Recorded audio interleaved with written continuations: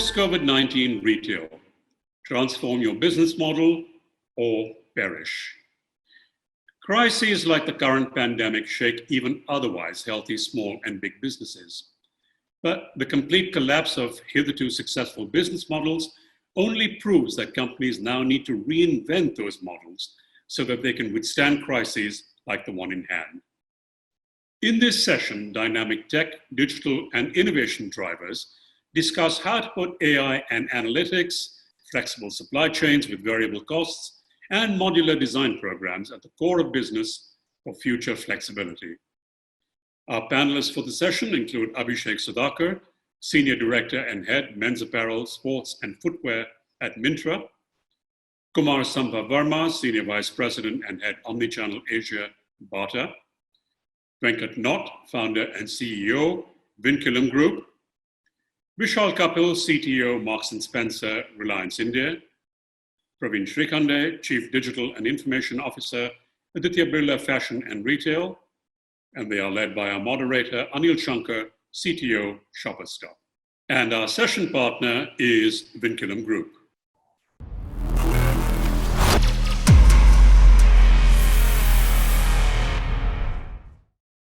Hello and welcome everyone to Phygital Retail Convention.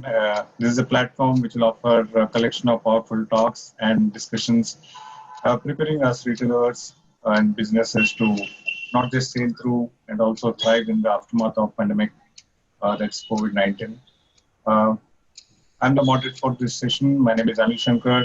I'm a Customer Care Associate at SuperStop. And with me today to address these concerns, challenges, I have a panel of very powerful and senior retail practitioners and high-profile CXOs today joining us. It's my pleasure to introduce all the distinguished gentlemen here. Starting with Abhishek. Abhishek is Senior Director and Head Men's Apparel and Sports at multiple divisions actually within Myntra. Kumar is joining us shortly and he's from Bata. Venkat, of course, we know he's very popular in all the circles that we are, and he's from Vinculum. Vishal Kapil, CTO, Marks & Spencer, part of Reliance. And also, lastly, Praveen Shrikande, Chief Digital Officer at Aditya Birla Fashion Retail. So, welcome all of you. I think we have a very interesting topic and extremely relevant one for discussion today. It is a post-COVID retail world. How is it panning out, and how do retailers have to transform, or the business model could perish? And that's the topic. I think no two guesses in terms of how relevant it is in today's world. I think this entire COVID-19 probably unveiled in a way that it has taken everybody by surprise, or shock rather, and that was abrupt disruption to all the businesses. And among various different businesses, I think retail was one of the one which got impacted the most. And after having gone through some initial period of a complete slowdown, I think business are slowly ramping up. But it's still on. We are still not out of the woods, and it's to that extent extremely pertinent to look at how do we navigate this series of challenges that we have. And for the audience, I think it is extremely relevant. I'm sure they would appreciate as they are also going through these challenges, as how we take various aspects of retail and make sense out of it and put out strategies for future, not just for the COVID period. So thank you again for joining. Without so much further ado, let me start off. So we are going to look at, as part of the series, we are going to look at certain key aspect of the retail business. And to start with, I would say, I think there has been a lot of debate in the past also, and it is a continuing debate. And COVID-19, the pandemic, probably again kind of revived that in a different form. And that is the online and offline, the mix that we had always, and which is which way things are moving, and the relevance of retail store, the physical stores, has been a question. So, does pandemic COVID-19 made it even more difficult? That question. Let's try to deal and get some answers. I think we have a very interesting mix of panelists here. We have, uh, I mean, pure play, or rather, I would say omni-channel. Right now, all of us are omni-channel, but by various degrees. So it's a great mix to have. And let me start with asking this question to uh, Abhishek. You, I think, online was any which was a good place to be, and one of the trends that we have seen is the shift towards online because of the various limitation challenges. Customers have moved to online in a big way. So, what are your thoughts? Did this entire situation playing out? Did it give you did it make you in a better place to be and drive this entire handle the entire challenges of COVID in some sense? Thanks, Anil. So here is the way we are viewing it, at least on the on the online side, is that I think online was always a good medium to have, but not a must-have for a lot of brands, a lot of retailers, even for consumers. In fact, online was great for people to come in, find deals, look for stuff that they probably did not get to find offline. I think it was more of a deal seeking, more of a discovery led channel. I think for the first time in a very long time, people are seeing online as a must have, both from the consumer side and from the brand side. And I also think that people are now not looking to online only to serve their, deal seeking or to find a product that they can't find offline kind of scenario, and actually use it as a point of convenience, right? And that was fundamentally the reason online grew in probably every other country in the world outside of India for the longest time. Of course, those were more developed, we were still catching up. If you look at all developed countries in the world, online did see an inflection point when it went from a point of discovery to a point of convenience.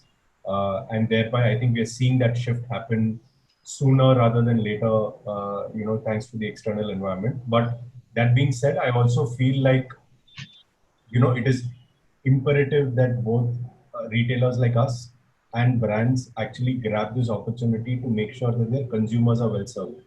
I think at the end of it, consumers will always continue to determine our strategies, whether it be offline or online. I mean, for that matter, Myntra also does a lot of offline retail, right?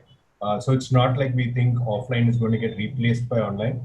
I think consumers are going to expect both of them to start looking the same way when they look for the brand or when they look to buy a certain product. I think our responsibility is to really keep up with that, is to really adapt to giving a seamless experience across online and offline. I don't think that, I mean, me, myself included, I can't wait to get back to a mall, to be very honest, right? I think it played a huge role in the social fabric of the country. Offline buying, it not only serves, it not only serves the ability for us to really step out of our house and have a good social, connection, but it also helps us really. That's how our culture has been built. So I don't think one will replace the other. My limited point being that I think we'll have to adapt to having both as a significant part of the consumer journey for buying any product or any brand. Right. Thanks. That's good to know. I think you are seeing a mix of online and offline to go forward. Let me come to Vishal quickly and understand. Vishal, a lot of presence across stores.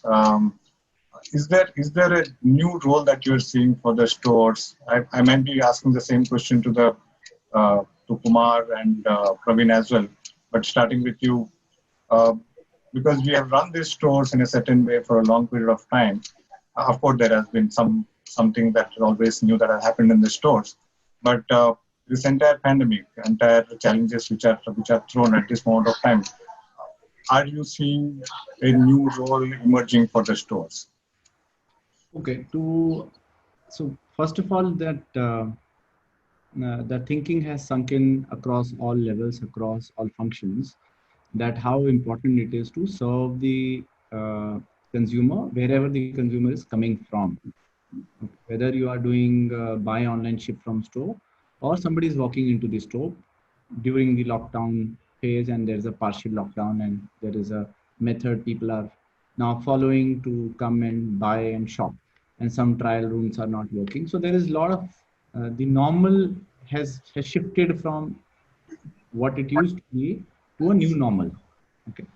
Secondly, store staff uh, has also like stepped up into their responsibility in terms of taking up jobs which they have never done, or like they're not uh, they're not trained to be delivery behave like a delivery center. Okay, when I say like a warehouse guys, so when they are doing the ship from store, so there is a lot of upskilling that has happened in terms of how to use order management system, how to then if the order has come, there is a short the entire process, how to manage an order, how to make sure that the quality is maintained what you ship, so that when somebody opens the packet, they get the same feeling as you so the wow feeling as you have in the store. So how do you make sure that everything is intact? So from that perspective, store operations have changed quite a lot. So that's number one.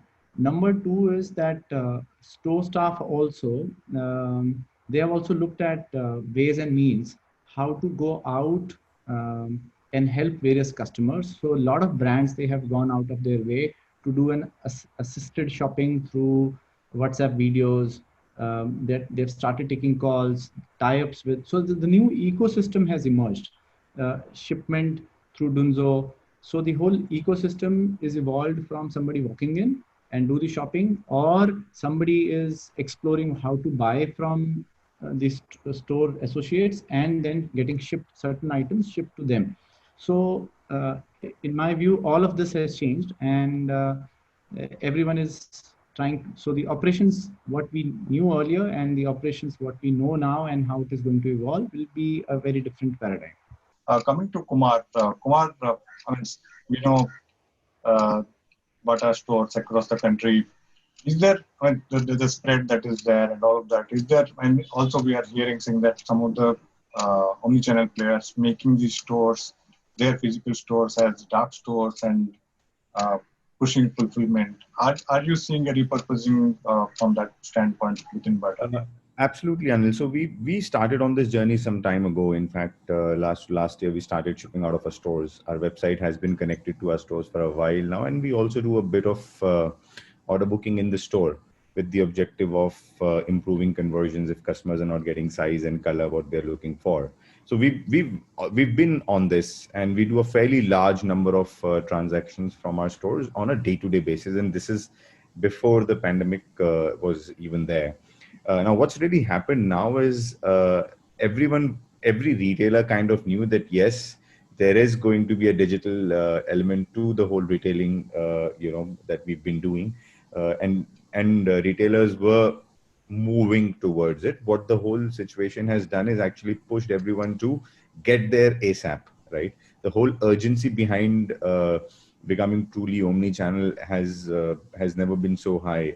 And like Abhishek mentioned, this situation is either ways, the consumers are scarce in the market. They're coming back slowly and steadily, but we need to ensure that we serve them, and we serve them in a manner that they like it the way they used to like it in our stores earlier. So yes, we are using our stores not as dark stores, but we've equipped our stores to handle our website orders, to book orders from our stores, and also connect them to the marketplaces. What we've also done is, I would say before the pandemic, the focus essentially was what are the moments of truths when the customer walks into our stores? How do we map them, and how do we ensure that the customer's experience across each of these moments of truth is fantastic and delightful? Now, I think what has happened post-pandemic or from Unlock 1 is we've started using our stores. Everyone talks about a store and its catchment area. Now we've started going into the catchment area. you guys would have seen a lot of Bata kiosks coming up in your societies in the past couple of months and all. So what we've done is we've tried to reach out to the customer. The customer wants the product. The customer has a need right now. He might not be, and I will not talk from a Myntra's perspective right now. The consumption patterns are very different there. But from a retailer's perspective, need might be governing the purchase. But there is still some fear in moving out with the kids, moving out with their parents. And our thought behind our shop on wheels really was that why should we leave the kids and parents out? Why should there be risk for the man and woman of the family to go to the store and get footwear for everyone? So we decided that we are going to take our store closer to these consumers, and that's really helped us. So I think the big shift in the retailer's mind now is that either way, either channel, let's figure out a way to give a very easy and accessible service to the consumer. So let's understand from Praveen within ABFRL, so many brands. Is there anything differently that is playing out, or something that you're looking at? I guess we have multiple formats and categories, brands in different categories across ABFRL, and what I guess the common thing we're seeing is probably what everyone else is echoing, that we have there's a big push from all our brands and formats to go online. Some were already online, in all multiple marketplaces, some on their own brand.com. But suddenly 6 months back, it became sort of everybody has to be there on every online platform, plus a big push towards connecting with the customer online, both in terms of how we reach out to them, as well as from a commerce or shopping perspective. And it has led to a lot of innovation, and I think across brands we've tried different interventions. There have been certain brands where we have played around with doing conversational commerce in a big way, and it has worked very well. Some brands, it has been at a very local level. Some of our brands like Peter England in the tier 3-4 towns, where the impact was a lot less. The engagement with customer has been at a very personal level, where connect is on maybe WhatsApp, and fulfillment is directly from store to the customer's home within a very short period of time. So I think, as I was saying earlier, and I was saying that, so how to reach the customer when the customer is not able to reach you has been the big key. And clearly, the way to get there has been digital, and various formats tried, tested, and of course, it has meant a big change in how stores operate. In the sense, I think stores probably have to work as a fulfillment center or a stocking point, in addition to being a storefront for the customer. And maybe the storefront is moving online, but the store itself may become more fulfillment and storage location as well. That's probably some sense of shift that's happened over the last few months across. Yeah. So there is a definitive shift that is there. Let's understand from Venkat. Venkat, you engage with lot many retailers on different modes. You extend a lot of solutions to them. What is the shift that you are seeing? What are retailers asking, and what is the shift that you are able to observe from your standpoint? I think, like Vishal said earlier, one thing is clear, that there is way more understanding that digital has to be part of your strategy, and anybody on the fence, we have seen that everybody has jumped in and has gone omnichannel. And so we worked with, I would say, people with whom we were engaging for 6 months to 1 year, who have been talking, discussing, have all actually jumped in and started implementing omnichannel. So that is one of the clear things. The second thing is, let's look at it from a brand perspective, and let's look at it from a retailer perspective. Okay, so if I look at brands, so we've had somebody like a Procter & Gamble who came in during the lockdown. Means we had actually not even met them before, or we knew them, but we didn't really know at a senior level kind of thing. They looked at their entire pan India distribution network put up the inventory online and connected it to hyperlocal providers and brought the goods direct to consumer. And so that's a very interesting shift. And there is another FMCG major who has done the same. And what that tells you is FMCG or even brands are all going direct to consumer. So store on wheels is not restricted to just a particular category, right? I see Levi's, Bata, everybody is going store on wheels and bringing the goods straight to the buildings. So that's the second shift. And from a retailer perspective, I think if we look at it, everybody clearly is trying to maximize selling online and selling on marketplaces. So one of the challenges, of course, is if they have legacy systems which don't easily allow them to do it. Means in terms, you could have a B2B warehouse, which is where you're, how do you get the provider to get it ready for, enabling the shift to B2C, or it could be that people are breaking it into smaller compartable things to be online very quick. So that's what we are advocating as well. From a business focus, that's what we are doing, trying to break up some of the bigger engagements or what would be typically very large projects into pocket size ones so that we are getting them to sell online fast and then phase it out in terms of a full solution for them, right? So that's one of the aspects we are seeing. And obviously there are other angles to this. Retailers are also looking at the big sale days as a critical part of their strategy now. So that's something which we are observing as well. And in fact, I would extend this to distributors as well. Means there again, we are seeing very interesting angle where the brands are working very closely with them to push it out for these sales. So those are 3 or 4 different elements of the ecosystem, right? And we do work with all parts of the ecosystem. So we are seeing that shift big time. And one question is, one is that the large retailers like the ones that we have in the room. Other is the small MSME retailers. Is there something that you are seeing a trend there as well? So I would say we don't work with too many younger retailers, so that's not our focus area. And typically the stack is more towards, is what we do is to onboarding the catalog and helping clean data and listing on channels and omni-channel. That's where we play more. But one thing is clear, means people who are closer to the buildings, there are business models which are emerging where, all essentials are being provided closer to home.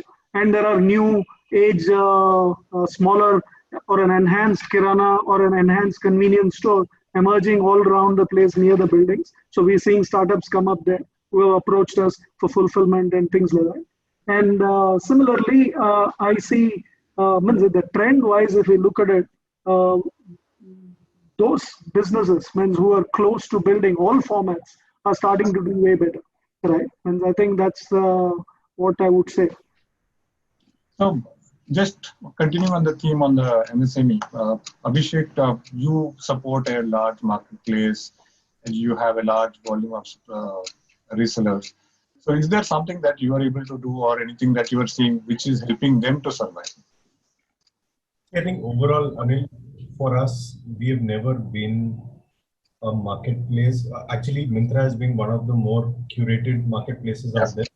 And for us, it has always been about all players, irrespective of whether they're big or small, to give them a uniform platform to display their products to the consumer. You'll be surprised to know that there have been a lot of digital first born on online brands, right, across categories. If you ask me, across footwear, apparel, watches, there are brands that do not have a single point of presence offline, but they actually do phenomenally well online. A lot of those brands actually are showing the way for smaller brands who want to get into the space, honestly, if you ask me, right? I don't want to take any names in specific, but even in a category like apparel, it's really difficult to crack online because of a lot of the other problems. I think there are at least 10 to 15 today fairly large pseudo brands that I would call them, or labels that we the way we call them internally, who are actually brands that were born and bought up on Myntra or online overall. They've never seen an offline presence, so for them it comes naturally, like catalog quality, the way they represent their products, they make videos for all of their products. All of that comes naturally as offline retail comes to a lot of brands who've got a huge presence in the store network, right? Like visual merchandising is a key skill offline. Similarly, cataloging is a key skill online. So I think a lot of those are showing the way for smaller brands to really adapt. And the truth be told, the smaller brands today are able to divert almost, I mean, at one point, I believe that a lot of these brands were getting probably 40-50% of their business from online. Now it would be as high as 80-90%. Not because offline is doing badly, but because a lot of these brands also serve a very specific consumer niche, which now, even the few consumers who are buying these niches offline are now looking online for it. I mean, masks is a standing example, right? To be very honest, we have always had masks online, but it was never a necessity product. And the guy who took care of masks in our organization was nobody, right? Like he was just doing it as a hobby rather than doing it as a mainstay.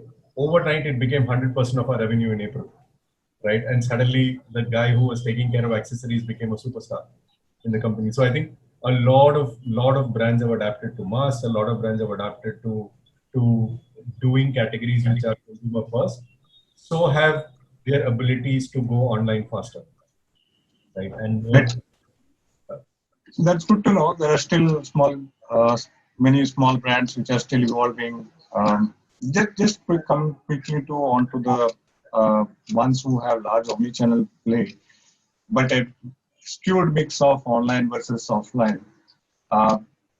Is there a right proportion now to look at what should be your online sales versus offline? Vishal, anything? Was it like 5 versus 95? Now it is changing. May not be your company view. What is that you believe should be the right mix to go for?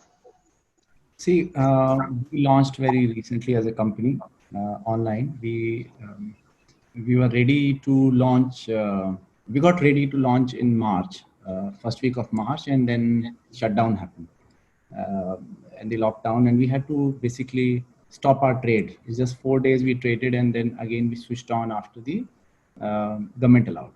So, and after we have opened our website, and the uptake we have seen post the lockdown was over, it has shattered many myths that the potential is only this much. So it's multiple X now. Okay. And the whole thinking is that what help do you need? So it was earlier a very different conversation. So, but is there a target that you have in mind saying that, okay, we should have 30% in the next 1 year's time, 30% of revenue coming from online or anything of that sort? So I'll give an example. So I used to work with Adidas earlier, and I've seen the market analysis. So even in my previous work, I've seen the shift over a period of time from 2016 till 2019 or so. The shift already for some brands has happened to 30+%. Okay, for the online. I'm talking about not just their own website, but through Myntras of the world and the overall network play.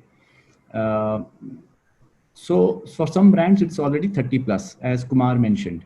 But for some brands who were just doing little bit of, it's like, it's an interesting question. So it's like born digital and somebody trying to be digital kind of a question, So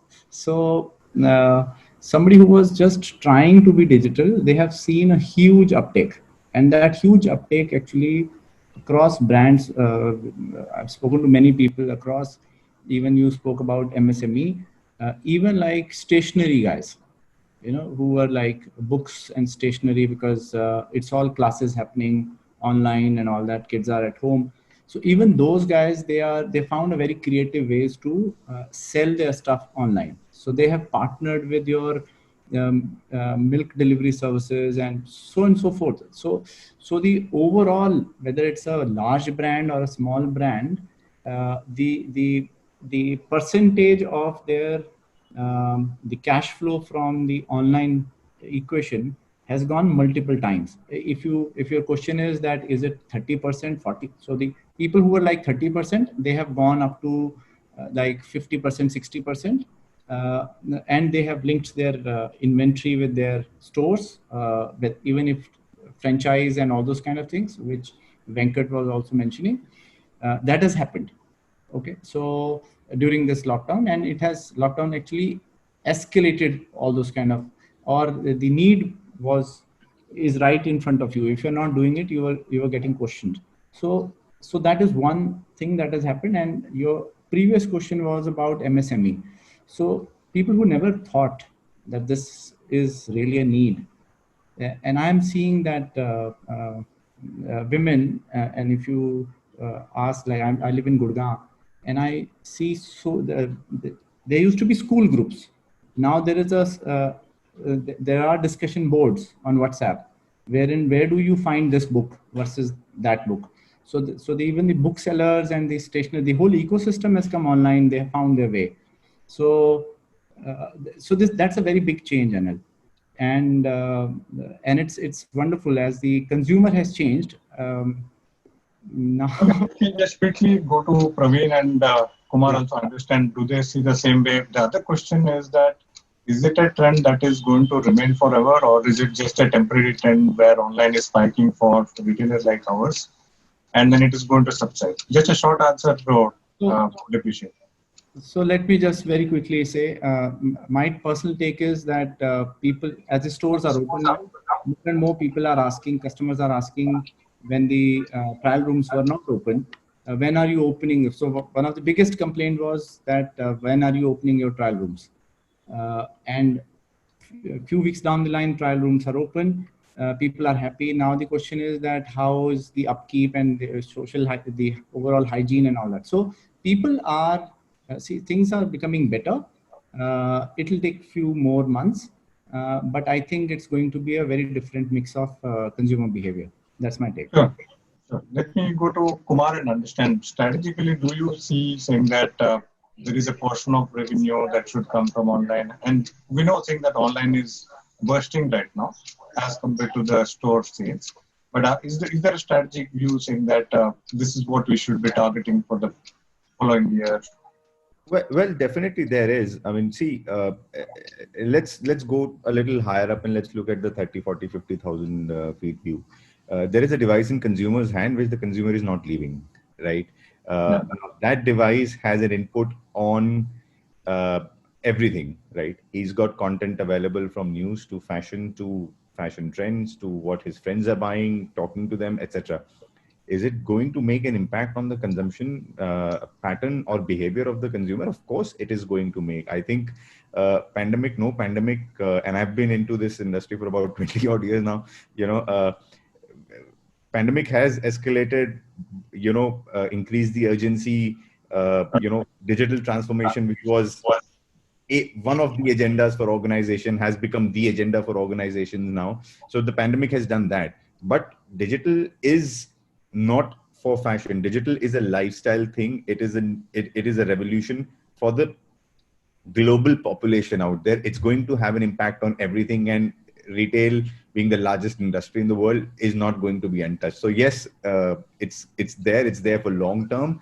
And I would say that this is just the beginning of the whole digital revolution piece. I don't know the kids who are learning coding at White Hat Junior right now, or similar many such apps. What are they going to build in 10 years' time, right? My daughter might not be very good in spelling, but she very well knows how to operate an iPad, for example.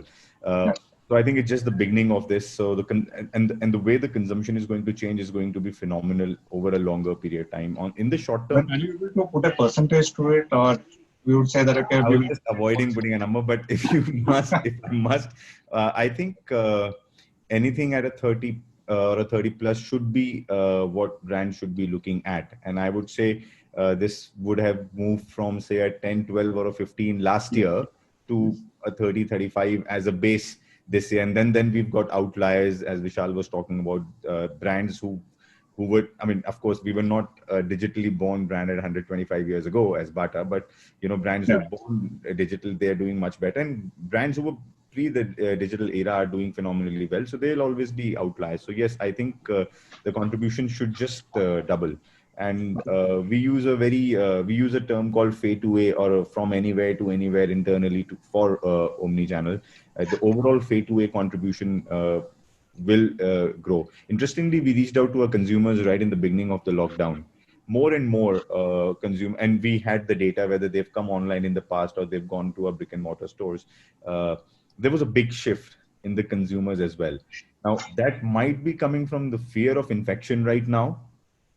But eventually, like I said, behavior is bound to change. The digital piece is going to we'll come to that. Let me just quickly go over to Praveen and understand, is he also looking at 30, 35 or he's looking for a bigger number there? Praveen, what's your take? It's again, I would probably say it's a lifestyle. And, you know, again, we have brands, let's say like Jaipur, which were pure digital, you know, we call them. And today they are 90% plus on online, right? Okay. But I think probably when we say this number, it's probably going to get more difficult to say what is online and what is offline. In the sense that, you know, you may cut a bill in the store, but that customer may very well be largely digitally influenced, but your, you know, billing is happening in the store, right? So I would, in fact, this is my personal view, that the digitally influenced sale is probably going to be as high as 60-70% over a period of time. Right? Okay, that's a good one. I think that's exactly where the from anywhere to anywhere was really coming from. That, you know, you need to look at the overall picture and the impact of digital on retail as well, rather than just a pure play online transaction. I just wanted to quickly go to Venkat. He's itching to say something. I'm just saying it is something very interesting. I've had customers in the past tell me, "Hey Venkat, you know what? We are retailers first, and we want customers to come to the store," which is very true. But the customer decides it, right? Today, there is a clear shift there, and digitally influenced, I think, is the critical word there. I do think this is, you got to engage across all channels. Everywhere that customers of, you know, the categories which you are targeting, the customer category, you have to reach them across channels. And those are the brands who are nimble and who are able to do it will succeed. And it doesn't matter really whether the deal is happening in the store or whether it's happening in Myntra or whether it's happening in your own web store. You want to make sure when the customer buys it, it's a Bata or a Mark and Spencer or a Aditya Birla brand, right? That's really what you want. What I wanted to ask you is that, are you going to a lot of retailers saying that, okay, come to us and we have a solution that will transform this in a big way? Look, it is a fact actually, but we have invested in plugging into 80 plus marketplaces, even places where we are not present, right? Then we have a very clear vision saying that we're going to connect the brand and take them into any place that they want to go. And it's a bi-directional opportunity which we are seeing. I'm bringing brands from overseas whom we work with in Indonesia, Thailand, etc. also to India, or US for that matter. So it's not a single thing there. And so it's not that I'm going and telling something to them. What I'm telling them is don't miss out on the opportunity. We are seeing that at the base, 170%, like what I was saying. I think the base online transactions have gone up by 70%. So as a brand, don't miss out.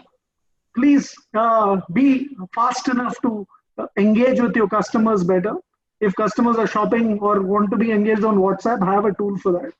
If customers are trying to reach you on various channels, make sure your brand is present there. Of course, if you're a expensive product or a budget product, you don't want to be in every channel.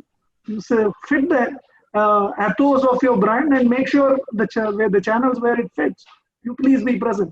And I think brands who are there today have a serious opportunity, not just locally. They can actually find digital ways to get international as well.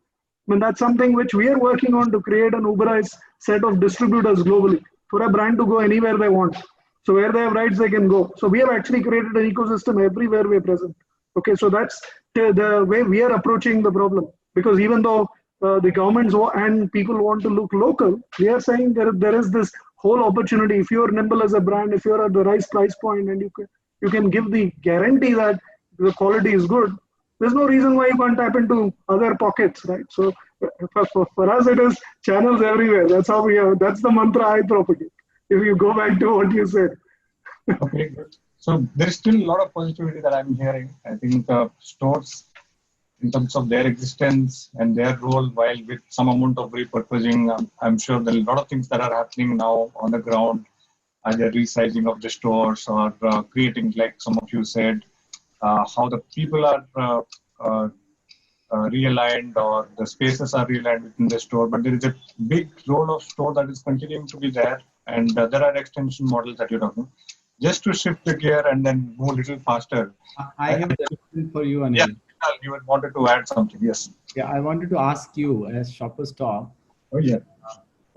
Many of the nobody asked the question to me. Yeah. Please, so, please do. Yeah, I love the way in last 1 year, many of the Shoppers Stop's new stores, the way it has come up, and the kind of VM game that you have uplifted. So it's amazing, and it's even awesome. So during even the lockdown phase, and even now when the Mahalaya, the Durga Puja preparation is starting, and your store in Calcutta looks pretty awesome. Some pictures. So what is really happening with you? Please share that as well. So it's equally challenging time for us, as much as it's for anybody else. So I'll talk about some of the services later, but I think the way we have looked at it is we have to showcase the stores in some form to the customers, because that is our larger footprint for us, online versus offline, whichever way.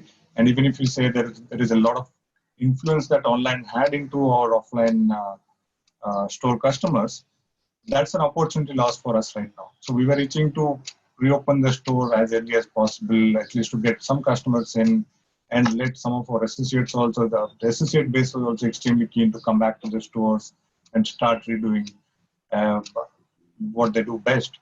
And there are things like reaching out, like some of the options that you said. While we haven't really done a shop on wheels kind of a concept, but I think reaching out in terms of customers, whether it is at apartment complexes or reaching out to people one-on-one through our loyalty base. So all of these are different combinations that is being put into place. Because first it is a fight of survival. That's the way I look at it personally, saying that first it is a fight of survival when you go through something like a pandemic that we are going through right now. And then we start building upon it and to seeing that how you can come back to the 100% normalcy that you want to reach. Earlier you're able to reach, then you want to see saying that how with the same concepts you want to grow that 100% beyond 100% to whatever the growth story that you want to build. And in the way I look at it, there is nothing right and wrong. Like a collective energy of us or collective thought process of ours, we are debating right now. I'm sure there'll be something for the audience to pick and choose and say that, okay, this is something that I've not tried, so let me try it, and is it working for me or not? I think it's a time for experiment also to an extent, and that's what I would say is happening right now. There may not be a perfect answer, but there are a lot of experimentations. So with that, probably I'll move on to the customer side, I think, which is again a favorite topic that all of us have, whether we talk about loyalty or other ways we always keep on engaging. I think the customer behavior is changing for sure. And some of you actually touched upon it, like Kumar was talking about it, Abhishek spoke about it, I think some of you spoke about it. We know for sure that the customer of the past is not the same and is not going to be shopping, at least anytime soon, so very in the next near future. So I just want to understand, going around with you, what is that you are seeing in terms of how's your customer base, your target audience is shifting? Are you seeing that as a threat, or is it a risk, or as an opportunities? We'll talk about it. Again, probably let me start with Kumar and see, I think from your brand perspective and your store perspective, there is so much that you do. how are you looking at customer preference shifting in the last 4, 5, 6 months? Like I said, it, in the near term, yes, there is, the customer preference is to go online and to stay at home within the safety of his home and do the transactions there. Having said that, week on week basis, there are more and more customers coming into the store. It keeps fluctuating. But yes, I think right now it's a mixed thing. That there are consumers who are deciding to, stake it out at their homes, don't go out. A lot of organizations are at work from home, and there are consumers who've started to go out as well. So we've started seeing improving trends in the stores and online as well. But I think personally, this is my personal view, that it's a mixed thing at the moment. I think like Abhishek said earlier, am I dying to get back into a mall? Yes, I am. But am I really, in spite of being aware that yes, some of the larger malls are open, they're taking all the precautions, am I going there? No, I'm not. Right? I might actually walk into a high street store, but into a mall, no, I'm not. So I think from a near term, mid term perspective, till the time everyone has a very clear view on the vaccine and how the vaccines are really performing, I think there's going to be some fear and hesitation. And there will be customers who will be outliers, and they're always customers like that who will continue to walk into stores and do the transactions. And for the customers who are, kind of in middle, who really don't want to go out, but, would want to have a touch and feel, we've got, those tools in place right now with concepts like Shop on Wheels, etc. So it's going to be, I think, a mixed till the time there is far more certainty in the way this thing is going to turn. And right now the trend is on an upswing. It's not that the rate of spread is on a downswing.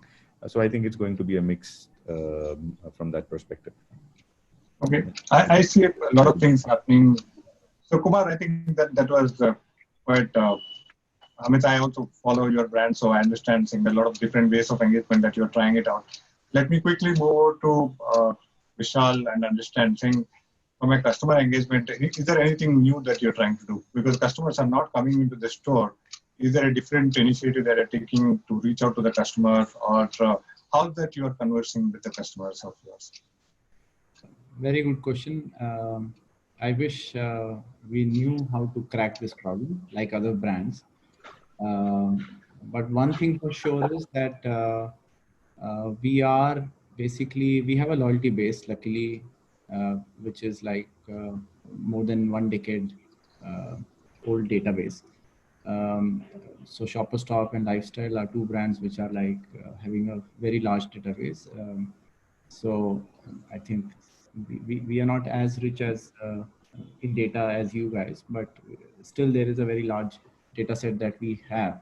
So our repeat customers and that loyalty database people for the essentials, primarily innerwear and certain other categories for athleisure and leisure wear, there are certain category play that is happening. And for sure, these people, they know what they are trying to buy, and they're buying in bulk, and they're buying large quantities. And definitely there was an end of season sale, and discounting is also playing a role. So it's that set of customers who are definitely coming in and buying because they are already exposed to the store format. They are not like new to your store format. So hence they are coming in and they are buying stuff, and they are aware, they are getting engaged through the CRM as well, that there is a new line of introduction, and what you were earlier inquiring, it's also available in store, and so on and so forth. So that's one of the method that is there. But it's, as Abhishek mentioned, even there are a lot of customers, even if they would want to visit the stores, they are very cautious as of now. So assisted shopping is one such method that we spoke earlier, that a lot of brands are doing it. We are also trying. So you can call up store, and store can do a virtual walkthrough of what exactly, which color of stuff and all those kind of thing. And we have tie-ups. Either we are sending it to directly to their place, or we have tie-ups with last mile delivery guys, and they are enabling all that stuff. But that is currently going on. But there is one more topic that is very important, which I think Kumar or Abhishek touched upon. I think the whole messaging around this pandemic is, I personally believe, is wrong. I think governments and a lot of our leaders, they sent a message out to everyone that going to malls and schools, malls will remain shut, and the schools will remain shut, and the colleges will remain shut, and the high streets may open. Okay. So it was some kind of a thing that got drilled into the psyche of people, that going to malls and schools are riskier, and going to maybe high street is still okay. Whereas malls are, taking a lot of other precautions which high street guys might not be taking. So I believe it's a lessons which, it's not just India, it's across the world. This message is gone out. So if you see, I think as a society everywhere, there's a lot to learn from this pandemic. And with the information age, I'm sure the lessons will stay in some digital form, unlike the previous pandemic that happened in the world. But the point is, your question, how to engage more and more at the store level. I think it's festive season is around the corner, and people are gearing up for multiple sale and a lot of other things. So there is some kind of a deal seeking that is going to happen. And I'm expecting Mintras of the world and Amazon, they're going to scoop the market with launching much earlier than everyone else, so that they can take the money out, suck the money out from the market. So brands need to respond to that in a much better way. What's that way? I think every boardroom is busy in defining what they need to do, is my take on this.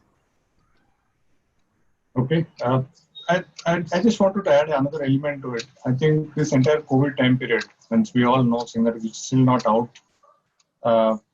we are seeing new highs every day in terms of number of infections. So you can imagine, even for the customers, I think more and more near and dear ones getting impacted. It is not a movement of, means emotionally also it is challenging for many people. So I mean, I would like to understand, as brands, what is that we are doing to engage with the customer, with our customers, in a way that it's not just doing sales with them or selling something to them, but also in their emotional well-being, how well we are partnering. So Abhishek, I mean, you have a large outreach. You across the nation, you have large pin codes that you service, and in terms of the large marketing reach that you have, how is that this aspect of emotional connect with the customers you are trying to maintain? Oh, okay, that's a loaded question. To be very honest, Anil, actually, I'll just quickly touch upon some of the other changes that have happened on the consumer side, which will then help me segue into this. Two big changes. Traffic has doubled. T2, T3 contribution of consumers out of that traffic has grown 20 percentage point. What I mean by that is the share of T2, T3 out of the overall traffic upsurge is much higher than it was before. Most of these are first-time consumers for online overall. And the reason we know that is because our search word traffic has gone up significantly. Usually what happens is people who are used to shopping online, they use a lot of our navigation system, right? They use filters, they use banners, they go through what we are pointing them towards, and they're very comfortable using our app. Search is actually the highest intent and probably not very frequently used feature for evolved shoppers. For non-evolved shoppers, search is actually the easiest. They don't like the clutter, they don't like the banners, they don't like the navigation, it's too confusing. They come, they search for the brand they want, they get to the list page and they buy and they leave. So search is really tripled for us. Some of our top brand searches have gone off the roof. I mean, we've never seen this kind of searches even when our navigation was much more primitive than it is today. Right? I think that is just some of the big consumer changes that we have seen. On your question of emotional quotient, I think the 2-3 big parts of this impact of the COVID on people's psyche and mentality is one, just reinforcing all the steps that we are taking in terms of making our shipments safer. I think there's enough, enough proof and enough word out there on how e-commerce is probably one of the safest ways to shop, because there is lesser contact per se with external environment, and on that we are going the extra mile, reinforcing, sanitizing, making sure social distancing is maintained at warehouses. In fact, our warehouses are actually operating at only 70% of their capacity because it's impossible to operate our warehouse at 100% because of social distancing, right? So a lot of those things we're doing, our delivery timelines have forcefully gone up, because not only because of movement of goods being lower, and more restricted, but also because our warehouses are operating at lower capacity. That being said, it's important to keep reinforcing this message to consumers. So if you go onto our app today, the most prime property on the app is actually the first scroll right on top, right?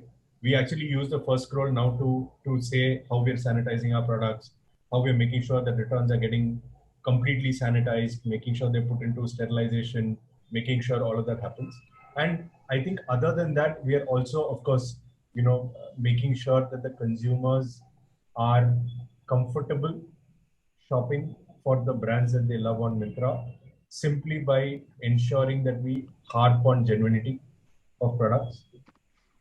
Because I think where the product comes from, the fact that I've picked this up from, let's say, all of the omnichannel networks of our biggest brands, right? Because all of our biggest brands are also, making sure that they follow great measures to keep all of their products safe and sterilized, and thereby harping on the fact that we are only working with genuine products from the biggest brands in the country is also helping really consumers become a lot more confident on making that purchase.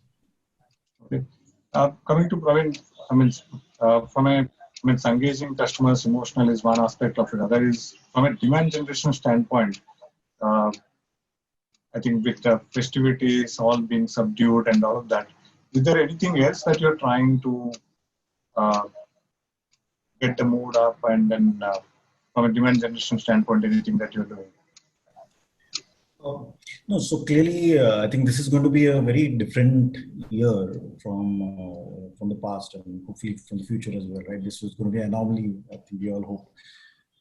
So there is a change in the customer buying pattern, a complete change, right? The product mix has changed from, especially some of our major brands, which were largely, a large percentage used to be formal. So that's no longer, people are not buying formals. It's becoming a lot more informal. So we've had to change our product mix accordingly. I think, as Vishwa was saying earlier, that mask became a top selling product in April. And so we, as a manufacturer, actually overnight had to start making masks and PPEs, which we had never done before, and take them to market in rapid quick time, including on Myntra. So those are the lessons that came about from the change in customer demand, which very suddenly shifted, and how we had to align to service that demand.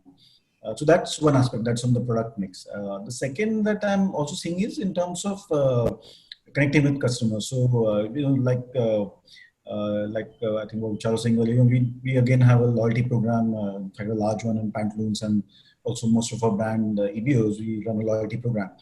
It was probably not looked at that deeply as it is getting done today. So today all focus is on enriching the customer data, communicating with the customer in a more personalized manner, using analytics, advanced analytics to figure out really what product will work for what customer, looking at their past buying habits. So there's a lot of change in how we start looking at our customer base, and how we take the cues from their interactions and transactions that they have with us. So those are probably 2 points I would highlight in terms of what has changed. If I look at it from us serving customers, there are a few things which we have had to look at. Okay, one is there is way more emphasis on brands around information security. Okay, that is one angle which has been what we used to do in a year, I would say, we've been looking at doing in a quarter. Okay, Yeah. means, because the revenues are going up for the brands and there is a lot of data which is being captured as well, right? So there is a lot of fear. Imagine if a Procter & Gamble kind of a brand is going direct to consumer, the emphasis on keeping information secure is very critical, right? So there has been, I would say, what is in a year is a quarter today for us, all initiatives around security. So the other thing which we have done is we have seen that brands are selling more online. So we have launched a marketplace monitoring service, which means how do you meet the SLA requirements of the marketplace, right? Which means almost as an extension of the brand. So because this is a pain point, means I might do something from a tech perspective, and then there are strict timelines and penalties that marketplaces levy. So how do you make sure that the brands and the retailers are meeting those SLAs? So that itself we launched as a part of a premium support service. So the premium support service also we've kind of gone a little bit more account management centric to help the brands. And so as part of this, we are looking at how do we're monitoring performance on a 24/7, doing pen tests, etc. more, as per the requirements of the brand or the retailer in terms of faster. When we used to do it once in 6 months, we're doing it once in a quarter. Maybe that might be also not enough for people. Okay, so all I'm trying to say is there is a way more emphasis on data security, which we are observing. And if we look at it again, we've been doing for the key dates, like we have a lot of customers who shopped on 9/9, for example, outside India. So there was a full 3-day, 4-day support team which was there to make sure that there was absolutely any issue which customers face, you fix in less than 5 minutes kind of thing, right? So there was, the top A team available round the clock for those 4 days. And we would say do a similar exercise for a Black Friday, or, for when you're doing the Big Billion Day sales and things like that, right? So which is, I think, very critical from this part from a provider's perspective. So these are all things we used to do some of it, but the emphasis is way more now, right? And of course, from I would stop there because the customer side of thing, a lot of when the retailers and the brands have already explained. So I would repeat some of it. Okay. See, one of the challenges that I personally think that it exists is that when any retailers today sit down and try to do their demand forecasting, and traditional demand forecasting is based on what you sold last year, same time, or last season, what you did. Currently, whatever you're trying to do, you do not have a lot of baseline to compare and baseline to say that, okay, last year this happened in Diwali, so this year I'm going to do something different. So this year Diwali is completely different. It's happening finally. So I would like to understand, once again, I know a lot of you have a lot of analytics practice, Kumar, Abhishek, or any of you want to take this question saying that, what is that you are trying to, when you look at this aspect, what is that you're looking at a baselining? Are you looking at a week on week now? Is the analytics period has shrunk to now to say that, okay, I will see what I did last week versus this week rather than last year versus this year? What is the thought process that is happening on this side? Anyone who want to pick up? So I would, you want me to go first? Yeah, please. I saw Kavin on of course, I think data points comparing last year to this year, I think don't make much sense, right? But you do get measured on that as a KPI, I guess. So you do want to see what you did last year and see whether you can do better than that and how much better will you do. But there are some very interesting stats, okay? Means if you look at US, the growth which has happened in the last 10 years has happened in the last 4 months. So when that tells you a story there, saying that, look, you got to hit it now. And holiday season, you may think it is a different holiday season, but people will buy. I mean, if you look at compared to just thinking as a consumer, are people buying for the festivals? I think they are. I mean, they're very cautious of the dollar, but trusted brands and brands where the promise is well established. I think it is about how you engage and how you push it.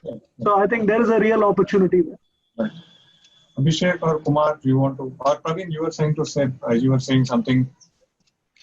Yeah, no, I think I was, in a way, what you said is true. That obviously this year we can't use last year's data to predict anything, and I think this may, I mean, while obviously this year will go, next year again, you will not be able to use past data to really do much of casting.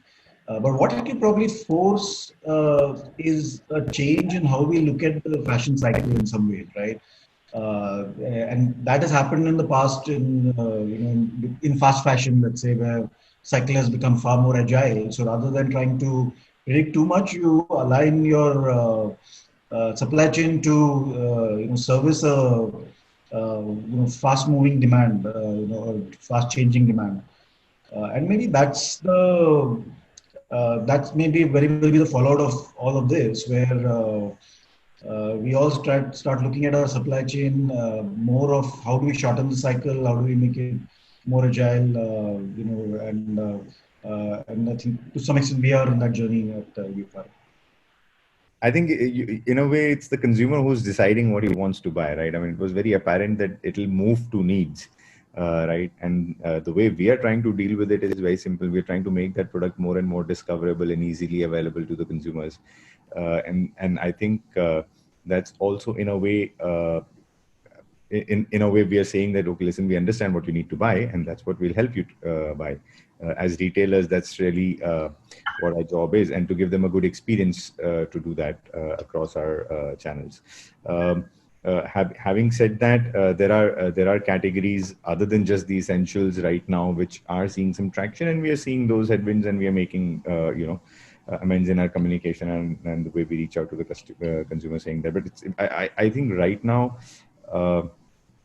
what we are seeing is consumer is fairly sure of what he's looking at buying, and then within the same set of consumers, there are consumers who have additional needs. I mean, people who started going to work, or people who have really gotten into fitness in a big way during this. I mean, that's a big trend that has happened, and you help and serve those consumers to the best of your abilities. Right. Vishal, have you seen a lot of demand falling for your high-end fashion merchandise, and that there is a struggle and you are doing something to fight with that? See, there are two trends that has happened. After the lockdown opened, there was full price sell-through rate, which was very high, because there was a pent-up demand, and whatever somebody wanted to buy, they have bought, irrespective of there was discount or not. There's no discount. Okay, people bought. Hence, the sale numbers were very healthy. Margins were very healthy.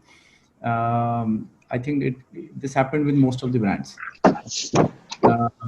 And as we moved on further and further, more and more, end of season started approaching, so July and all that, and more and more brands, they put up a lot of their inventory in their entire ecosystem on various different discounting.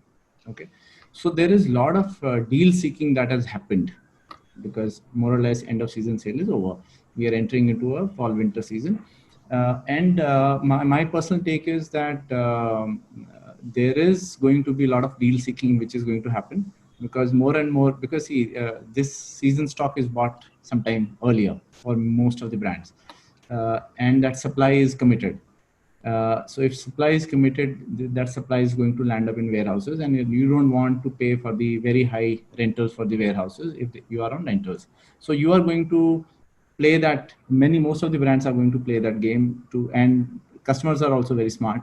If they wanted to buy a jacket and a little later and wait for the January month for end of season sale, they're going to do this shopping now. And that's the reason why I said that Myntra, Amazon, all these guys, they are going to scoop the market. Yeah. So to the points that we have heard so far, I think the biggest change that has happened is there is very clear demarcation between essential categories and non-essential categories, right? There are categories that people want to buy without deal seeking, and there are categories that people will buy only if they think they're getting a great deal out of it. We are seeing that happen, day in and day out on our website at least.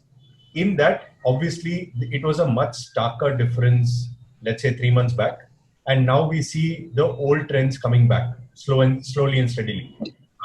Footwear was a category that was struggling in May, June, but now it's almost back to pre-COVID numbers. Similarly, to the point that Kumar was making, home fitness seems to have taken a big surge, right? So, and sports footwear thereby has a lot of people have started running, jogging for the lack of anything else, and the time that they have on their hand. At the same time, there are, as we get into festive, which is the next 4 months, there are some traditional categories which always do well, right? There is ethnic wear, there is occasion wear, there is wedding wear that usually picks up during this period. I sense that the demand for those categories will be a lot more muted, and that will probably force a lot of the top brands in those categories to go into discounting, just so that you can nudge the consumer to buy more.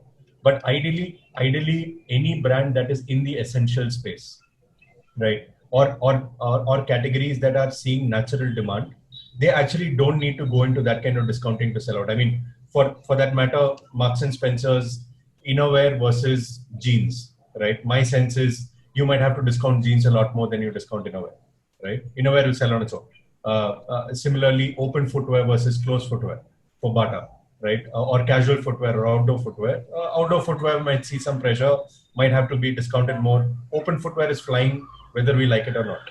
Flip-flops are the trend of the season, right? So I think that's on the consumer-facing side. On the backward-facing side, which is, I think we are the only industry in the world that has the word fast as a prefix, and we are probably the slowest, right?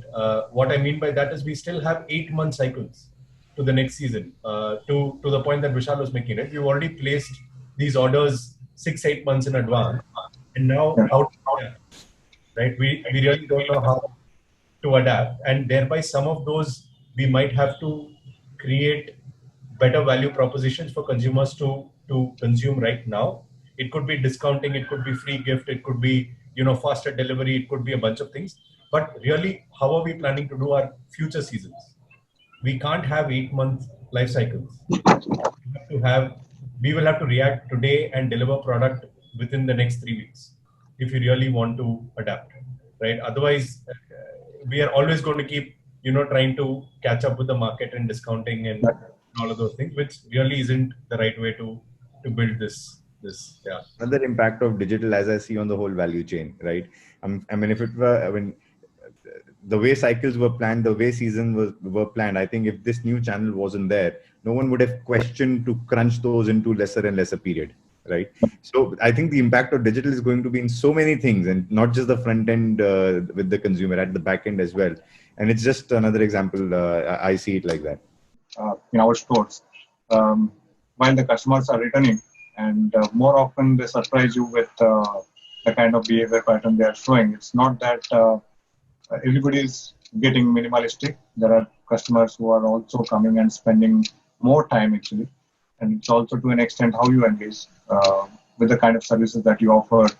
One of the things that I've seen a change is that the stores which you otherwise used to get flooded, because of the lower footfalls, I think the customers are getting much better personalized treatment. And to that extent, that is also resulting in a different kind of buying behavior. From an organization perspective, what are the changes you have had to do to be able to keep your internal workforce happy and also being able to meet the business objectives? Maybe we could go with you, Kumar, first. I think, Venkat, the organization, the people in the teams are fairly cognizant of, the hard work that needs to be put in to understand the changing trends and make the impact. So you kind of take what you have and you run with it. You decide what are the small wins, and the whole groups are coming together in collaboration. What I really realized is the big shift is that I cannot do what I was doing earlier alone. I need more and more help from my internal stakeholders. I've reached out to multiple departments, and they do understand the importance of reaching out to the customer through this medium more and more. And it's basically the teams have come together and collaborated even better than And earlier. has it actually made the efficiencies better in terms of collaborating and working together, or has it hampered you? No, I would not say it has hampered me. I think the biggest, I think the one big boost is a lot of projects which we were running in parallel to business came to the forefront, and we were able to quickly run with them. The great thing is that we had some of these outlined and working on them before the lockdown really happened. So we were able to focus on them.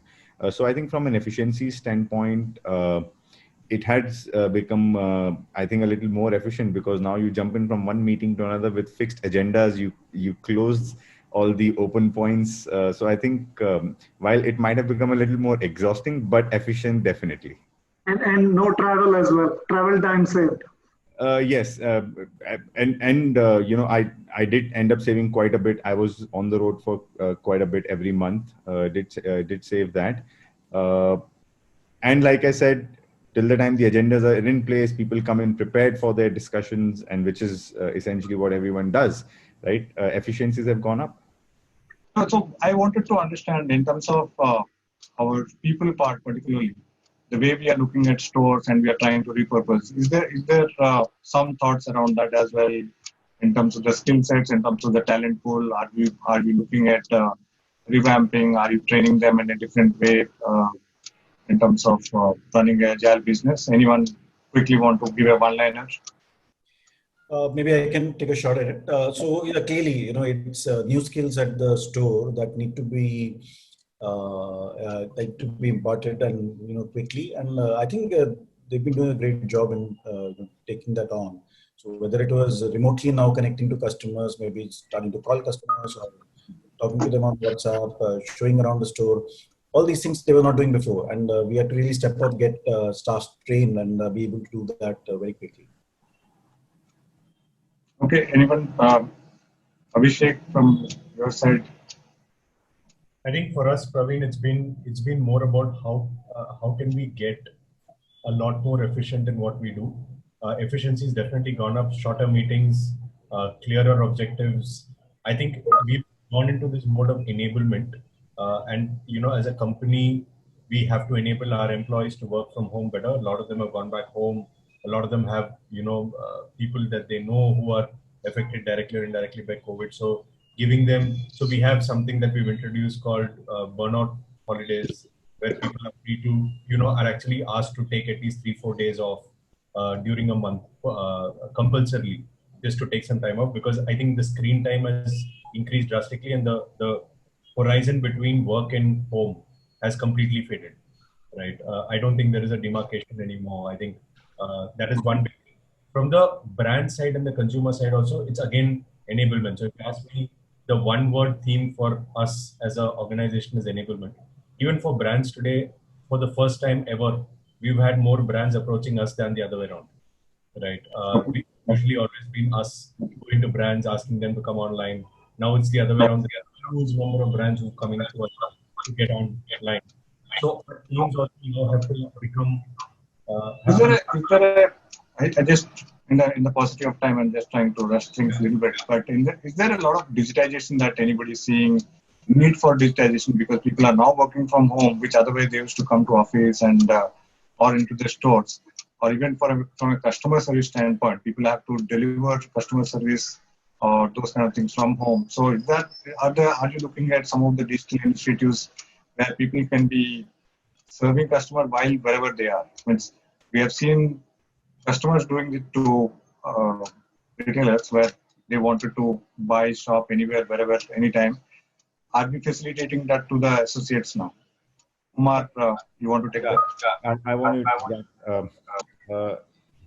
there's definitely a new set of skills that we have to train our staffs with, right? Right after COVID, we expected them to use popular messaging service to reach out to the consumer, talk with them, and convert them into transactions. They were trained to address customers once they walk into our stores. Now we've had to take them out of the stores and take the stores to the consumer. And of course the overall the Pay to A and the Omni piece, where a lot of consumers are walking in the store with information of the product already with them, or just coming to place an order, or the customer is not in the store but the staff has to just ship it out to the consumer.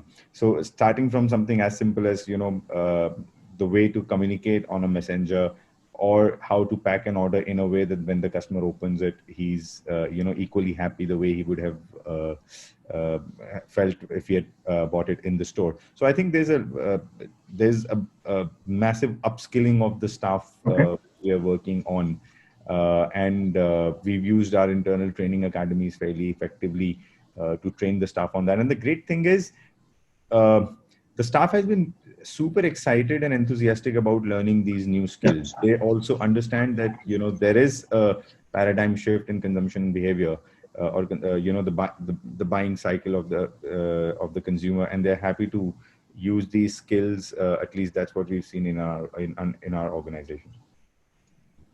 Okay, I think in the interest of time, probably I'll want to do a quick recap. From an organizational standpoint, I think some of the relevant points that came out is training, yes, and excitement among associates to take up more, opening up in terms of line boundaries between functions, and all of these things are opening up. People are picking up any job and wanting to do that, so long as they want to be successful and they want the organizations to be successful and they want to have happy customers. So that's a trend that we are able to see. And I can say from my own experience at Substock that the number of training hours that we have spent in the last 5-6 months from the time the lockdown, probably it would have taken a couple of years to cover that much of time, because otherwise people are busy. People are busy right now, but the amount of time they're spending on to learning and appreciating the speed and also adapting to new skills is something that is happening at a much faster way. Again, I'm just sensitive to the time. So if there is one silver lining that you are seeing, and keep it to one single statement, single sentence, I will go across the room and then I'll take first from Abhishek, and then just one single statement that you would say that you could light at the end of the tunnel, or you say silver lining. What is that it is for you? Anil, I think for me it would be adapt for the massive potential that lies ahead. Okay, great. Vishal? I think everyone has recognized business is different, and we have to change to the new set of equation.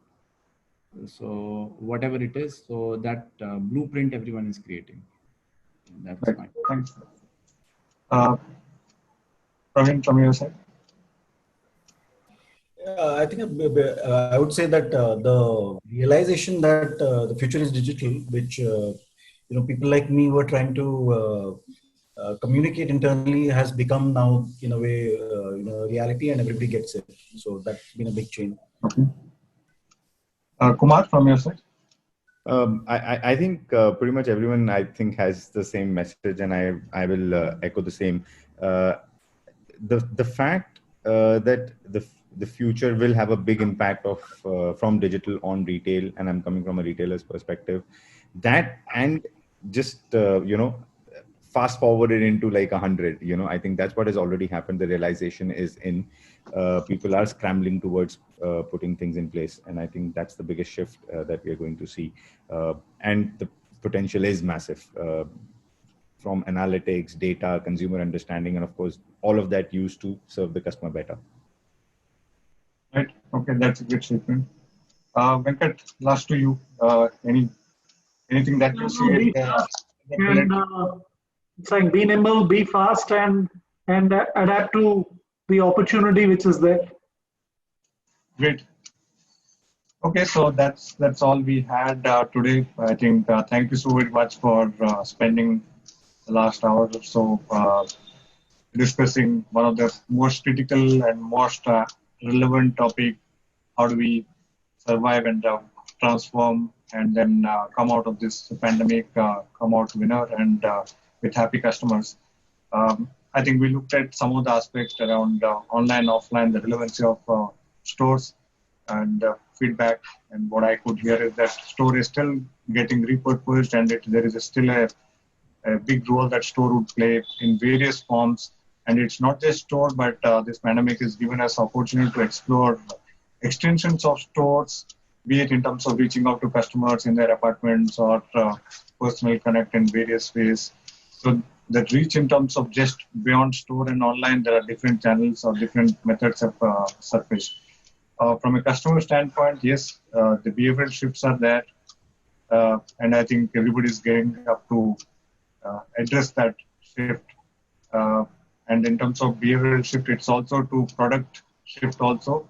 I think what I could hear is that the trend is returning. While there was a blip or there was a period where people were not buying, or but with the onslaught, I mean, so with the onset of the festive season, some of the things are changing. And we said that customer has a tendency to surprise. I think they will pleasantly surprise us.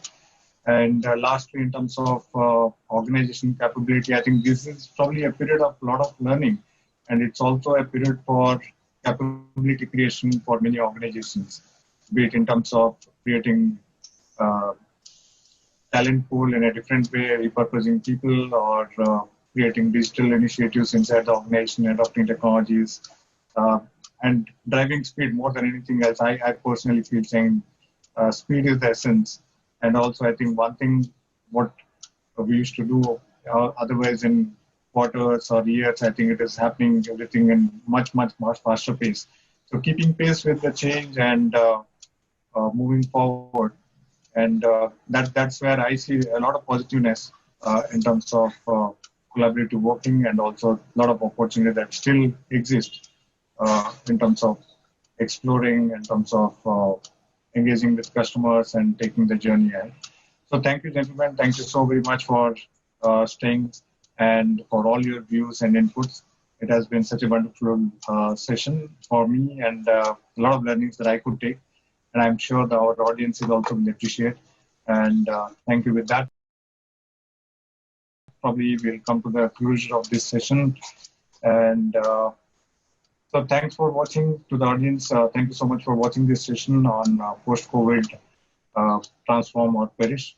And stay tuned for more of such insightful sessions.